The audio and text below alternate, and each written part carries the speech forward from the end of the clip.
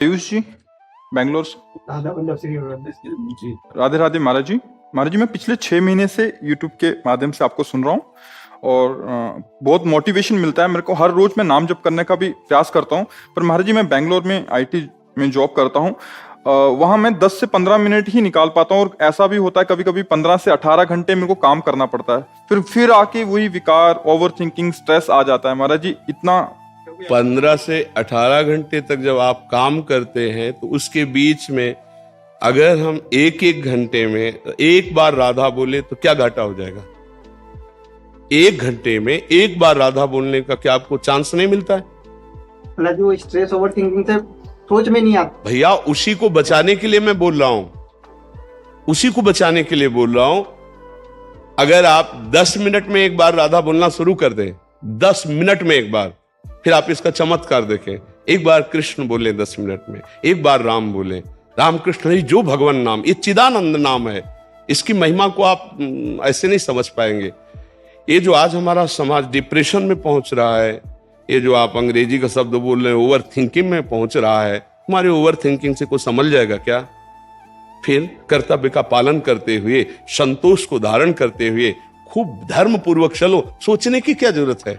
सोच लगाओ श्री जी में, ठाकुर जी में लगाओ, राधा राधा राधा राधा, अभी मंगल होने लगे। बच्चा, धन से, पद से, लौकिक व्यवहार से कभी किसी को सुख नहीं मिलता। वो केवल मानसिकता होती है। सुख होता है विचारों में, सुख बाहर नहीं होता।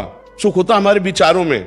अगर हमारे विचार ठीक है ना, तो नमक रोटी खाते हुए भी हम बहुत सुखी हैं। अगर हमारे विचार गलत है ना, तो अरबों खरबों होते हुए भी हम बहुत क्लेशित हैं, दुखी हैं। आप तो मतलब अपने को केवल जानते हो, लेकिन जो भगवान को जानता है वो सबको जानता है। इतना बात समझ लो, संपूर्ण सृष्टि भगवान की है तो सब कुछ पता होता है कि आपके चित्त में क्या स्थिति है, आपका मन कहां चल रहा है। क्योंकि जब भगवान में मन को लगा दिया तो और मन कौन बकाया रह जाएगा। तो ये जो आपके अंदर सोच बनती है व्यर्थ के चिंतन की, हम केवल उतना समय आपसे मांगते हैं अध्यात्म के लिए। आप जो मेहनत करते हैं आप कीजिए, उस समय प्रभु को भूल जाइए। हमारी बात को समझना। आप 18 घंटे काम करते हैं, ईमानदारी से पूरे 18 घंटे काम कीजिए, लेकिन 18 घंटे में 18 बार राधा बोलने का अवसर मिलेगा कि नहीं मिलेगा? आप हमें बताएं कि मिलेगा कि नहीं मिलेगा। तो आप हर घंटे में एक बार राधा बोल दीजिए और 18 घंटे काम करने के बाद 1 मिनट हाथ जोड़ा और हे प्रभु, 18 घंटे जो हमने काम किया ये आपके चरणों में समर्पित करते हैं। इसे भागवत धर्म कहते हैं।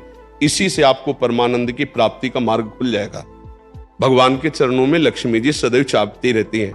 अगर उनकी कृपा कटाक्ष हो जाए तो आंतरिक लक्ष्मी और बाह्य लक्ष्मी दोनों का प्रादुर्भाव है। आंतरिक लक्ष्मी इतना शीतल आनंद विवेक विचार का, और बाहर अनुकूल भोगों का। ई परलोक सकल सुख पावत मेरे सो भैया कृष्ण गुण संचो। तो इसलिए हमारे विचार करने से केवल क्या हो जाएगा? हम ऐसे कर लेंगे, हम ऐसा कर लेंगे, हम ऐसा कर लेंगे, उसे हो जाएगा क्या? राधा राधा राधा, और अपने कर्तव्य का पालन कर रहे हैं। अब जो राधा नाम से विचार आएगा वो आपको शीतलता प्रदान करेगा, वो आपकी उन्नति प्रदान करेगा।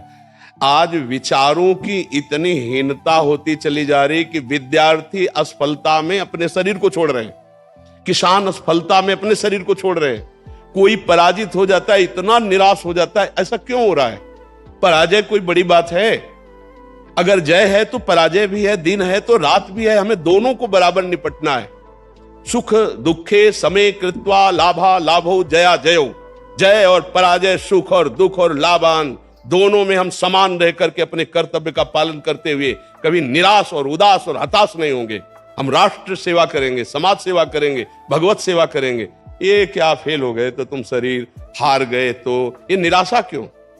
हमारा मनुष्य शरीर निराशा के लिए नहीं मिला। हम भगवान के अंश हैं। एक बार हारेंगे, दूसरी बार ऐसे पैर जमाएंगे कि हम आगे निकल जाएंगे।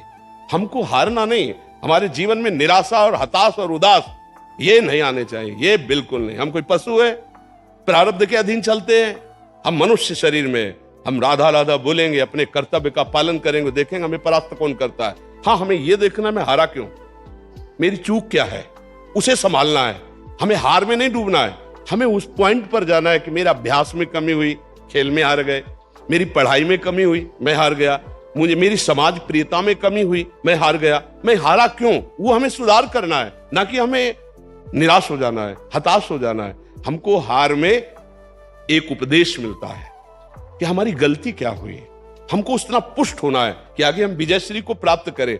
दिन है तो रात आएगी, रात है तो दिन आएगी, इस पर कोई हमें निराश नहीं होना है। ओवर थिंकिंग हमारा सर्वनाश कर देगी, धीरे धीरे डिप्रेशन में पहुंचा देगी। ये थिंकिंग बदलनी है, हमें सोच अपनी बदलनी है। अहंकार रहित पवित्र सोच हमको भगवदानंद प्रदान करेगी। संतोष रूपी शब्द से कभी परिचय मिला है तुम्हें? संतोष नहीं, आज पूरा समाज असंतोष में भटक रहा है। कितने भोग भोगने के बाद फिर असंतोष, कितना वैभव चाह मिलने के बाद फिर असंतोष, नाना प्रकार की कुचेष्टाओं के बाद फिर असंतोष। संतोष धन कब आएगा? संतोष कैसे होता है? अगर उसकी जानकारी नहीं है तो दिमाग सबके खराब है। उसी को शांत करने के लिए कोई मदिरा पान करता है, कोई ड्रग्स, कोई नाना प्रकार के व्यसन और कोई नाना प्रकार की गंदी करतूतें करता है। ये नौजवान भाइयों से प्रार्थना है, इनसे शांति मिलने वाली नहीं है। आपका विचार परिवर्तन हो, आप उत्साह संपन्न बने और आप अंदर से दूसरों का मंगल करने की भावना करें, आपको संतोष रूपी धन मिल जाएगा। लेकिन हम दूसरों का शोषण करने की भावना करेंगे तो असंतोष ही बना रहेगा। क्यों हम सोचे ओवर थिंकिंग क्यों करें? उस समय हम राधा राधा जपे ना। कभी गीता जी पढ़ते हो? फिर क्या करोगे? ओवर थिंकिंग ही तो करोगे। शास्त्र स्वाध्याय नहीं है, नाम जप नहीं है, पवित्रता नहीं, तो बैल की तरह मेहनत करो। इसके बाद सोचते रहो। माया का काम क्या है? सतोगुण, रजोगुण, तमोगुण, 3 गुण है। सतोगुण का तुमने आश्रय नहीं लिया तो रजोगुण तमोगुण में बहती हुई तुम्हें क्लेश में पहुंचा देगी। इसलिए मेरी प्रार्थना है कि आप थोड़ा शास्त्र स्वाध्याय करें। ना कर पाते हो तो सत्संग सुनिए और नाम जप कीजिए, और जितनी मेहनत करते हो ईमानदारी से सत्यता पूर्वक करके भगवान को अर्पित कर दो। वही पूजा है, तुम्हारी कर्म ही पूजा है। और नाम स्मरण से तुम्हारी बुद्धि पवित्र हो जाएगी, तुम्हें धैर्य मिलेगा, तुम हार और जीत, सुख और दुख और लाभ हानि में समान भाव रख सकोगे, तुम्हारा मंगल हो जाएगा।